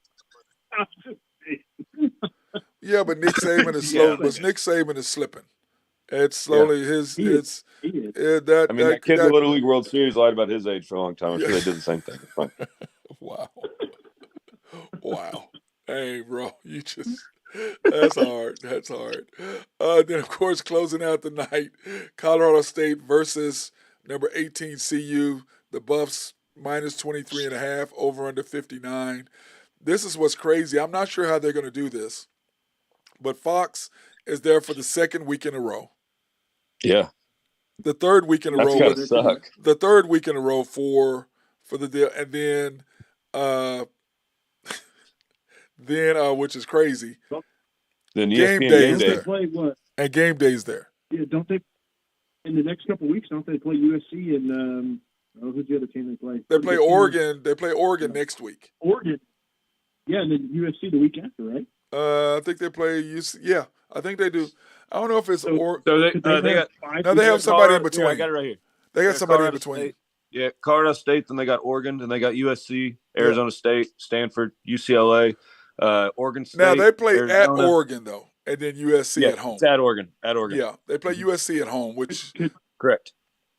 Could they have 5 game days in a row though? Not in No. Well, rather. the Oregon game, if they smash Colorado State, then if Oregon wins, if Oregon wins, wins, Oregon's number 13, so both those teams would go down a little bit. Then they could have that one. They would go. Oregon. That would not be on game day. The USC game will now, unless game day had. I don't know who. The rest of the slate look like that. Well, the problem. Well, listen. This is what it comes down to. The USC, Colorado. If Colorado is undefeated, if they beat Oregon, they beat Colorado State. They turn around, they beat Oregon. If they're undefeated against USC, I think game day comes back to Boulder. And I think Fox has been there almost every weekend. They'll go to Oregon? They won't go to Oregon. They won't go to Oregon because it also depends on. Well, this depends on. I think it depends on who is playing what other game is playing. That's what I'm looking at right quick. And it depends on. Yeah, so 6 out of their next 10 games. If you go by right now, they're ranked 6 out of the next. Well, no, Ben. I'm talking about who is playing who matchup. What the rest of the slate looks like. You see what I'm saying? There's nothing. So I got you. If Michigan and Penn State are playing, they're going to go to that. Army Navy. Or if Georgia and LSU are playing, or you know what I'm saying, they will go to that. Yeah. But if Colorado wins and they're undefeated, okay, and SC is undefeated, then they will be there. There's going to be a quarterback showdown. Well, remember Utah plays Colorado last game of the year. Yeah, but you got to remember too, though. Rising versus Sanders. That'll be awesome. But you got to remember too, though, guys. The number 1 quarterback for 2025 is going to be at the SC Colorado game. Yeah, one of them. I'm talking about Ben, the number 1 quarterback. Oh yeah, I got you. The number 1 quarterback for 2025 is going to be. He's got to be a prime time. He's got to be a prime time. Well, he's going to be at both. That's what I'm saying. He's going to be at that game. Yeah. So because that's SC. That'll be good. That's SC and Colorado, and then that's Caleb and Shador, which to me that's going to pretty much determine where Shador is as far as the Heisman race and everything else. Because Caleb is going to do what Caleb does. And the question is, can Richard's defense stop them? But an even bigger question to me, and Nathan and I talked a little bit about it yesterday, Ben. Yep. Colorado State coach came out and said that, Shador Sanders saved Colorado. That Nebraska and TCU outplayed Colorado. and Shedeur Sanders saved them. That's what the Colorado State coach said before the game this weekend. I'm like, are you trying to throw gas? What Why are do you they keep doing this to Prime? Why are they doing that? And then the Oregon coach came out and opened his mouth. Nebraska coach last week. And I'm like, why are you continually giving these guys locker room material? Yeah, I can bulletin board material. I can promise you. Lincoln Riley ain't gonna say a word. Caleb Williams ain't gonna say a word. Why would you? None of the guys out there gonna say a word. None of those guys are gonna open their mouths. What are you doing? And this is my thing. This is my thing. Deion Sanders is making everybody uncomfortable because of, like, he's doing their locker room speeches. He's got them, everything is wide open as far as social media is concerned. You can go and you can watch what he's talking about after games. Yeah. You can talk his about his oldest son runs their Deion media Sanders account. Jr. Yeah. Yeah, he runs the account. He runs the account for them. So they've got them practices. They've got different players on there. The players got their their YouTube stuff on the back of their practice jerseys. All putting out film. All this stuff is coming out. And, so what he's basically doing is he's saying, listen, yeah, the NIL and stuff is great, but go make your own money over here too. This money sustains. You get followers, they pay it. Here it is. Yeah, and he's going to teach you too how to spend. I guarantee he's making them go to financial classes. I guarantee it. And that's the whole thing with him, what he's doing differently, and what these other coaches are going to run into trouble. If they win, like I said, I think they're going to win 5 games, maybe 6. At some point, if they beat Oregon next week, then first of all they got to smash Colorado State this weekend. They can't just barely beat them. They got to beat them because they should have beat Nebraska by what? Nebraska should have had 7 points. Because remember they brought the back end. They probably should have beat Nebraska. Sorry, Drew. They probably should have beat Nebraska by 28 or so. Because remember the backup quarterback came in and fumbled. And that's how they got their 14 points. Remember they had They had to go 35 yards or whatever. Yeah. So that's how they scored. So they should have got smashed 36-7 or 43-7 or something. It should have been bad. Okay? So now they got to come and do the same thing to Colorado State without looking ahead to Oregon. If you go win on the road in Oregon and you have SC at home, and then I saw this deal where people, and these are Black American, these are African American people talking about Deion, talking about, how he left and all this stuff. And I'm just laughing because I'm going, wait a minute. He brought light to the SBCUs. It's up to y'all to maintain it. He gave you the blueprint. He told you this is what you need to do. Now, if you're going to gripe about him leaving, why wouldn't he not leave to make more money? Why would he not leave to give his son more opportunity? Why wouldn't he? And like you said, he left the blueprint for everybody else to continue on and carry on what he did. Yeah, and the stuff that they were saying about, I'm not even going to get into it because not on this show. I mean, I'm not going to, being, how I am. We'll talk about the bar. No, I'm saying it's got to be something. I'm not going to talk about how they're bringing the race into it and all that nonsense. Okay, the bottom line is you're mad because he left at HBCU. He came there because nobody else gave him a job. Granted, yes. Where did he graduate from? In HBCU. He didn't graduate from Florida State. He went back and got his degree. He showed you the blueprint on how to make money. Then he turns around and he goes to Colorado, which he knew he was going to. And what I got mad about some of these people talking about colleges making money, Jackson State didn't pay him what they were really owing him. You know that? They didn't pay him. They were trying to keep money because he was making so much money because he said, listen, if attendance goes here to here, I get a percentage. He didn't get his money because they were like, oh, no, that's not what ticket sales were. Well, how the hell did you go from 20,000 to 60? To y'all, isn't that a $40,000 jump in tickets? But they were saying it was season tickets, not overall tickets. So anyway, they made their thing up. So anyway, my deal is this. The man is revolutionizing. He's taking advantage of the NIL. He's taking advantage of the transfer portal. And these traditional coaches didn't want to do that because they're older. They're old school. We're talking about age. Mac Brown, Nick Saban, these older guys. They don't get it. They want to do things the way it's always been done. Well, Deion's like, screw that. I'm coming in here and doing this. Now, if he comes back and he gets more players, which I think he will, in the portal next year. It's gonna be forever changing for him. They're gonna get more players. Every player in the country. If you see every player in the country, if you've ever been to Boulder, Colorado, every single player in the country with Dion there and all that stuff, you're gonna want to go there. It doesn't matter. Beautiful.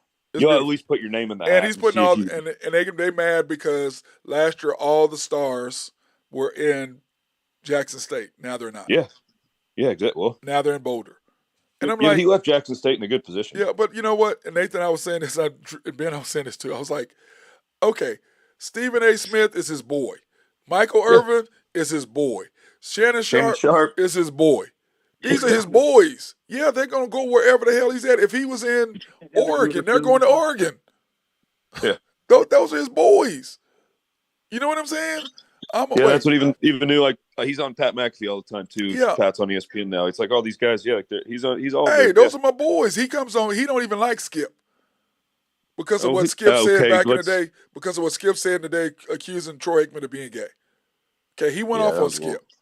Okay, but reason why he's on is because Michael Irvin is on it. By the way, congratulations to Michael Irvin getting back on the NFL Network after I like him. After you settled with Marriott for whatever it was amount. But did you guys know that the NFL Network kept paying Michael even though he was not on air? Did y'all know that? Oh, he's suspended. He's been suspended with pay. He was suspended with pay. They did not. They didn't necessarily suspend him. They just took him off air. Okay. I didn't. Yeah. So he wasn't really necessarily suspended, but he was taken off the air. But he still got paid. And then, how much do you, Nathan? I'll go with you first to answer this question. How much are you thinking? How much are you thinking that was the NFL putting pressure on Marriott to settle, or if it was Marriott trying to make sure they stay? They was just tired of the bad publicity.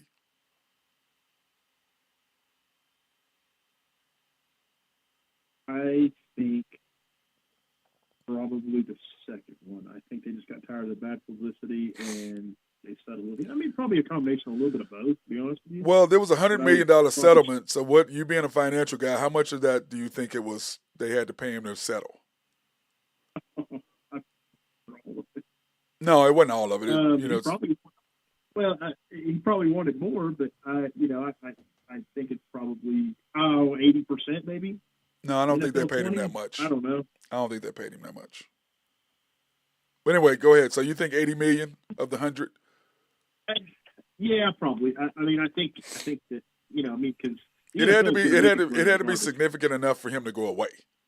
Yeah, but also it had to be enough to where he's okay with being quiet and suspended with pay. Right. So like it had to be, you know what I mean? Like he was okay with. Well, he was going, but remember this was the deal also. What a lot of people missed. The first week of the NFL for him to be back on NFL was when? Sunday. Yeah. Okay. So that played into it. So that's why, Nathan, I don't think it was that much. I think it was 40 million-ish. 30 to 40 million-ish. Is usually, I think that's about what it was. Yeah, they're probably, hey, just go take a long vacation. We'll see you week 1. Okay. Hey, see you then. Breaking news, guys, maybe. I don't know how credible this is, but Thunder in agreement on new contract and stadium deal will keep them through 2050. Yeah, because it's going through. We haven't voted on it yet. Yeah, there's a big basketball vote tomorrow. Yeah, we're going to vote on it. Yeah, we're going to say yes. Well, if it doesn't pass, I mean, come on. Well, but the whole point is the way I look at it, it's not costing you no money. It ain't not costing us money. This is what we're paying at. It ain't costing us any more. Now, if it was a raise, I think you got to fight. I'm still going to vote yes because it's stupid for us not to have them. But I'm sorry. You know what I'm saying? I'm sorry. Yes. No good. Yes. There's no question. And speaking of that. Wish I could vote in that thing, by the way. By the way, hey, nice segue. I'm glad you did that. Nice segue. Rockets guard Kevin Porter Jr. was charged with assault of his girlfriend. Yes. And he just signed a 4-year, $72 million contract in October. I got so much I could say about this. So to me, so much I'm not going to say. Well, I'm just saying is, these guys like this. This is my thing. If you are necessarily not raised properly, this is how you act. Second thing, if you're a deviant or you're abusive and you're that type of dude, you're that type of dude. Color has zero to do with it. Nation, Correct. Yeah, 100% agree on that. uh, uh, how much whether you're an athlete or not has zero to do with it. Okay, and that's the thing. Bad thing about this, except this guy's giving up $15 million. That's the reason why I'm saying it about it, because he's giving up $15 million, because he's gonna be gone, and he already Oh had yeah. issues anyway. Oh And man, she's pretty too. she's gorgeous. She's pretty woman. She's gorgeous. Yeah, like she's a good looking woman too. And then I was looking. Here's my thing. WNBA star. How many times you hear a Thunder player? How many times you hear a Thunder player doing that? It's a culture. How many times you hear saying it? It's the culture. It's the culture. Yep. Houston. Rockets. Houston. Yeah, That I agree. organization is a fiasco. I agree. They're trying to clean it up, bringing in their new coach, but you got to get rid of the players you got. But you're bringing in I'm not saying Udoka's not going to be a good coach. I understand. But you understand though. I don't know what transpired. All I'm saying is he had sex. He got in trouble for the same thing. Well, no. He had sex with one of the owner's wives. That's a completely different thing than putting your hand. Well, that's different than you putting your hands on somebody. No, that's different than you putting your hands on somebody. Those are two totally different things. No, those are two totally different things. 100% agree. But it's still a fiasco. Yeah, but no. I understand, but what I'm saying is because of he had trying to change the culture of the Celtics to get them where they needed to be. He could do the same thing with Houston. Now, yeah, he made a mistake, putting his thing where it shouldn't have belonged. And my deal is this: you don't put your company pen in the company ink. You're a dumbass if you do that. Mm-hmm. That has same thing happened to Milan Lucic in Boston back in the day. He got shipped out of town because he was hooking up with the owner's daughter. Yep, it's just dumb. That's just dumb. Okay, sticking your pen in the company ink is idiotic. So I don't put those two together. But I say when you're getting what you're doing, you're trying to change the culture. Now adding Dylan Brooks, necessarily, I don't know how great that is. Okay, but he does bring. Has been. I mean, Chris Paul. Look at that. I mean, they added him. He hated it there. He hated it there. Let's get Draymond down there. He was again. So, and they had a good year. Don't get me wrong. With him and Harden, they went 67. They probably would have gone to the finals if he wouldn't have got hurt. But everything about that organization is a fiasco, and will continue to be a fiasco. Well, I just think that they have changed kind of their philosophy by the coach and the one player they added as point guard. Okay, I think they're going to change this. I think they're heading in the right direction. But I agree with culture. I agree. Culture is a hard thing to change. Yeah. You look at the Cincinnati Bengals; they had to change their culture. Remember, it all starts at the top. Yep, you have to change the culture. Starts with ownership, trickles down, goes from all that. So you got to have people that are wanting to win. You got to have the right thing. Yeah, the right thing. It starts with the top. I agree. And you look at the Chiefs' culture and what they believe. Okay, and speaking of culture, you talk about the Thunder, and we're going to talk about this. Raptors guard Dennis Schroeder says that FIBA World Cup team Germany is the best he's ever played on. And I'm like, I could see that. No. What about the 2020 Thunder team when it was him and Chris Paul and SGA was coming? Yeah. What about that squad? Talking about locker room. I guarantee he's talking about locker room and culture. I guarantee he's talking about all that. I understand that's what Ben. I understand that's what he's saying. And my point is, you had Chris Paul, you had SGA, you had Steven Adams, you had him. Yeah. You had Dort, a young Dort dude. I'm sorry. I know, but I'm saying that Muscala. Yeah, but there's a different way. Like when you guys all can you ever had that you ever had a teammate where you can kind of do behind the back pass and he just comes out of nowhere, grabs it like that kind of and it's every time since you were a kid. I guarantee it's like that. I understand what he's saying. I guarantee it's like that. I understand what he's saying. The thing is too, he won. That has a 90% of double. But did you see? Fun had a lot to do with it. Did you see the clip? Did you see the clip of the coach asking? He was sitting there talking. The coach wanted him to sit down. He was wanting to fight the coach. Yeah. Did you miss that? Mm-hmm. So screw what the hell he's talking about. He's running his mouth because he finally won something. Okay. And if you remember, the Thunder lost in the 7th game by 2 against James Harden going out of his damn mind. Yep. And once again, and I don't know if you remember this, Nathan, Dort was our leading scorer at 30. Yeah, 7 threes. Yep, And my deal is this: you're never going to win with certain players scoring scoring a bunch. Not going to happen. Well, Nope. Do you remember the last play of that game too? I mean, they had the opportunity to win. Yes. And they throw it to Dort in the freaking on the elbow or on the arc, and God, what? Yes, but why are you throwing it? But once again, he had been hot. But my point being is, I understand what you're saying with team chemistry.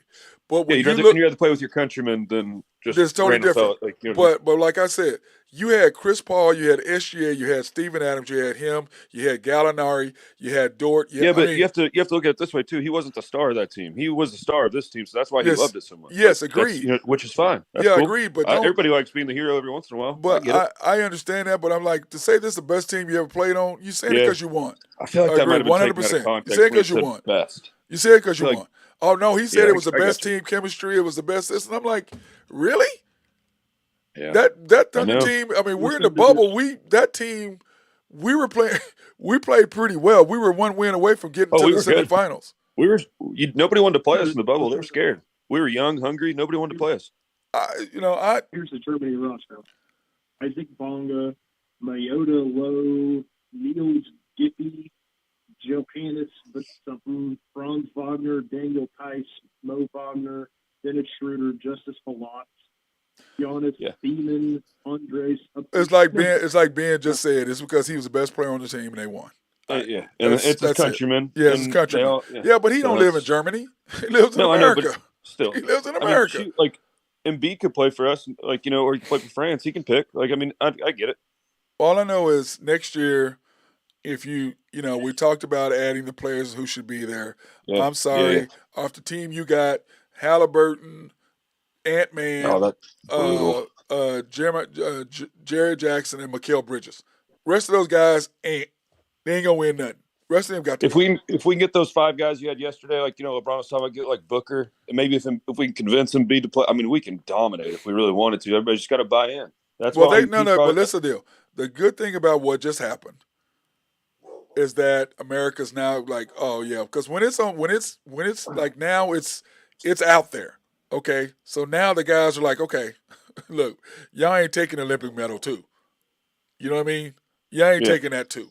So but LeBron, you're 39, LeBron. You can give us minutes here and there, but you're basically be the leader, you're be old. the captain. You're old. You there. Give me 20 minutes. That's what I was about to say. 18 to 20 minutes. That's all I need. Make sure they're in the clutch moments. Yep. And that's it. Be the general we need. That's it. Other than that, I don't need you. I don't want you there. I'm with you. That's why I'm thinking he's so too old. He's got one more crack at it. And after that, I'm done. So, what about you, Nathan? You got any comments about that, Mr. YNB? Hope we win. Wow. I think it's probably one last hurrah, and that's what it is. That's what. Yeah. Yeah. I think Steph's in the same boat. I think he's got one more chance at it. Draymond's in the same boat. He's got one more chance, pretty much, before they about age out. Yeah, but all of us agree. All of us agree. You don't really need Draymond.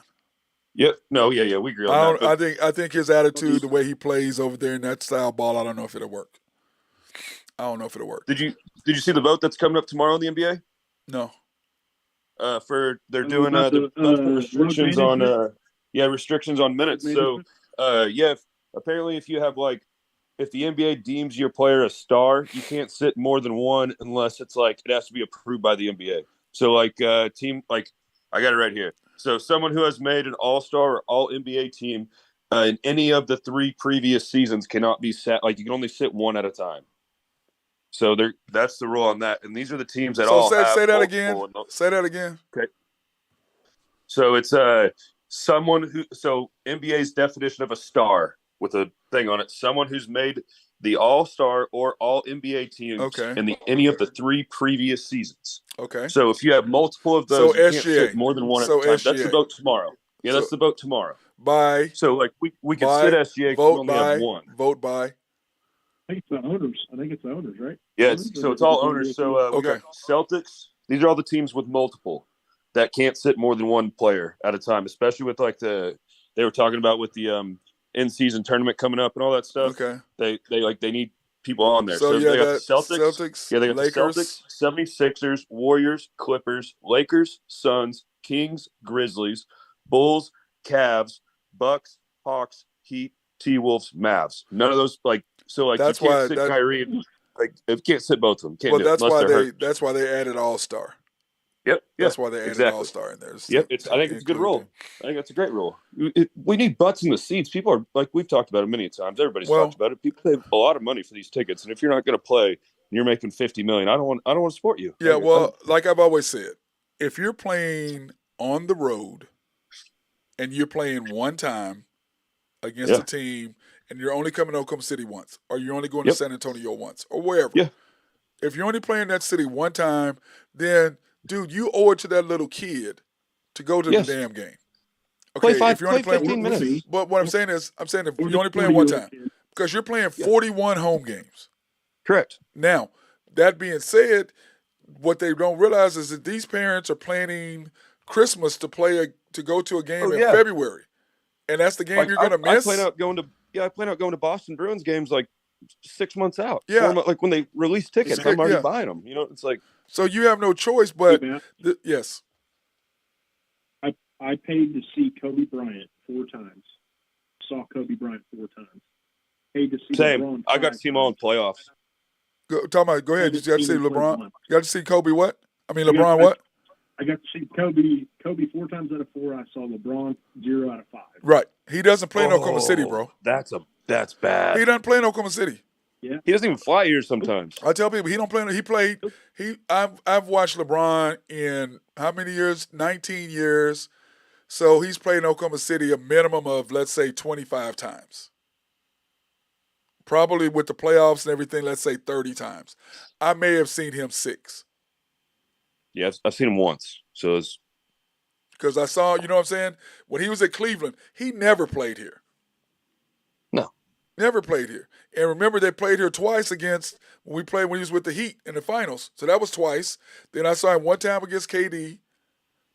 And I don't remember him playing any time in the last 2 years here when he's with the Lakers. Do y'all? Or 3 years? No.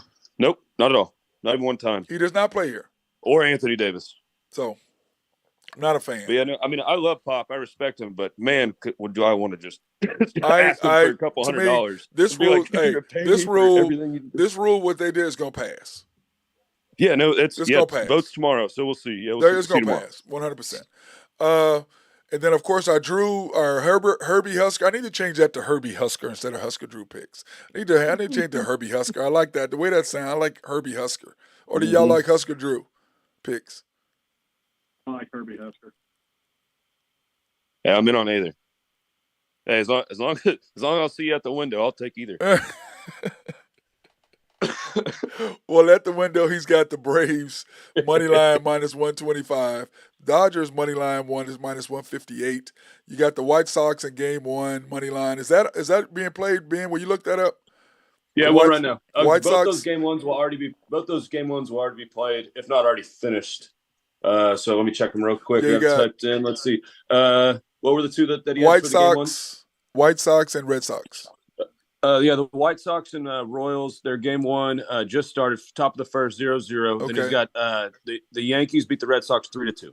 Okay, so money line, you took the Red Sox money line. Red Sox, yeah, that one's an L already, and the other one, the White Sox, we'll see how that one goes. Okay, and then of course the Rays. So that puts the Yankees at 72-72. How about that? They're back to 500. Which is sad. Insane. That's sad. It's like, oh, we're 500. Yay! Yeah. That's sad, man. Yeah, sad. They play another game though today. So hey, man, don't just, go right back. Don't burst my bubble. Might be like 2 hours of being. Yeah. The Rays and Twins over 8.5 minus 158 is his last one. Don't burst my bubble. See how he is, Nathan. I'm trying to get a little love, and what does he do? just all over me, man. I'm not going to say you don't do this. You don't do the same to me sometimes, man. I don't do it to y'all. But y'all be talking nonsense. Y'all talk. Nathan, you start on purpose. You do it on purpose, Nathan. You know you do. No. Yes, you and do. Then you make fun of me for it. Look at that. I mean, come, please, man. Gee. Ben, I'm not asking you for support. I already know that ain't happening. Huh? I got you. No, you don't. You got Drew. Yeah. You don't have a. Never mind. I can't. Oh, okay. Okay. Never mind. Go ahead. I give up on Utah, I swear. I swear. Oh, is there anything else you two want to talk about? No, tomorrow I'll touch on. There's a little thing going on in the NHL with one of the head coaches, very famous head coach at Columbus. I'll touch on it tomorrow. Okay, we'll talk about about it. it. There's a little scandal going on, so we'll okay, talk about that that'll be in our NHL news for tomorrow. Yes, sir. We got nothing, so we got to do it tomorrow. I'll brush up on it a little bit. Well, we got the schedules Alleged. Yeah, we got schedules coming up pretty soon sure too. Do we not have them out? Are they out yet? Opening night came out. I'll send that over to you. Yeah, we'll do that for tomorrow. They got 3 games on ESPN. Yeah, back to back to back on ESPN. So good for them. Oh, that's good. That's good. We good like for the that. sport. Yeah, we're going to inject it into you guys. You guys are going to end up loving it. Well, no, I love. Not happening. Hey, when I want to sit, I go down to the Stars, and we're already making the plan. Remember, we got to figure out when the Bruins and the Stars are playing. So I got the dates up. I got the dates up on my phone somewhere, so I'll send them over to you again. So we can. And I have to break out my Madonna jersey. There you go. Oh, that's old. Thing's gotta be awesome. That's old school. Hey, one of my Michael. Hockey, I will watch Mighty Ducks. Oh my God! Hockey, I'll watch Mighty Ducks. See, every play they do is offsides. Nathan. That's why I cut him off. See what I'm saying? That's why he gets cut off right there. That's why he gets cut off. I understand. That's why he gets cut off. See what I'm saying? That stuff right there. Mighty Ducks. Wow. I watched the movie. Oh yeah, that's exactly what we're talking about. NHL and a bunch of kids. That was a great actor, but we can get past that. That's why he gets cut off. Always been. That's why he gets cut off. What you gotta say, Nate? I got my finger. Be careful. I got my finger on the thing over here. What? I know it's entertainment value. That's all I got to say. Okay, because I got my finger on the trigger over here. If you want to say something, so I got you. Hey, you remember? I know you've seen this movie, but Major League, right? Yeah, of course. That? Loved it. Of course. The color commentator for Bob Uecker. I mean, he's the best. I love it. That's one of the best. That's one of the best movies ever. And that and Bull Durham, Bull Durham, and oh my God, Kevin Costner. Field of Dreams. Field of Dreams. Yep, there you go. Those three, man. I'm gonna put Major League as my favorite because it was funny. Yeah, that's the antics. The antics in that movie. Charlie Sheen. I used to sit in front of the TV Christmas morning until my parents woke up, and I would watch the last 30 minutes of Major League over and over and over until it was time to open presents. That's hilarious. Was that on VHS? Oh yeah, I've got it on VHS, DVD, and wow. I outran mine. I ran my VHS tip growing up. I really ran it through. That's how you know. Y'all are old. Y'all are old. I'm young. Yeah, okay. Hey, unless you can remember 8mm, I don't want to talk to y'all. That's all. Talk to the commander. All right, fellas, peace out. Appreciate y'all. My guy, hey boys, cheers. Have a good one. Yeah. My guy, High Stick Harry, Ben Dillman, and my guy Nathan Taylor of YMB. Appreciate you guys. Everybody else, have a fantastic